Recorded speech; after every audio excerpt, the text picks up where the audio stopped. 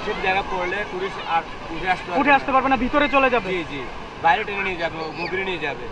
আপনারা হয়তো একটু খেয়াল করে দেখতে পাবেন এখানে ময়লা পানি দেখা যাচ্ছে। হ্যাঁ, এই পর্যন্ত পানিতে রিস্ক আছে। আচ্ছা, এটা নীল পানি, ওটা সমতল জায়গা। আচ্ছা, এই জন্য আমরা বারবার বাসিয়ে দিচ্ছি যারা কোমর পানি বাইরে না যাওয়ার জন্য, এবং কি আমরা বারবার সতর্ক দিচ্ছি। টুরিস্টরা আসলে বুঝতেছে না কোন জায়গায় যাচ্ছে, কীভাবে যাচ্ছে, এবার বুঝতেছে না। আমি আরেকটা জিনিসও দেখলাম, প্রত্যেক জায়গায় জায়গায় বিপদ সংকেত পতাকা এই জোনগুলোতেই দেওয়া। এটা দেখেও তো তাদের বোঝা উচিত যে এই জায়গাটা বিপজ্জনক। এই ব্যাপারে আপনি কি মনে করেন, তাদেরকে কিভাবে সাজেস্ট করবেন? আমরা তো লাল ফ্ল্যাগ দিয়ে রাখছি যে এখানে বিপজ্জনক, এই জন্যই লাল ফ্ল্যাগ দেওয়া রাখছি।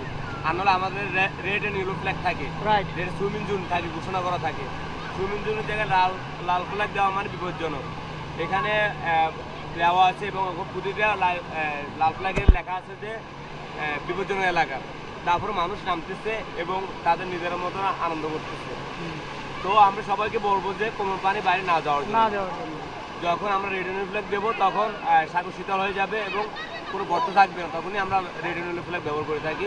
আর তখনই আমরা রেড এন্ড ইয়েলো ফ্ল্যাগের ভিতরে আমরা লাইফ গার্ড যারা আছে তারা সব টুরিস্টকে আমরা ওখানে গোসল করার জন্য নির্দেশনা দিয়ে থাকি। এটা কয়টা থেকে কয়টার মধ্যে হয়?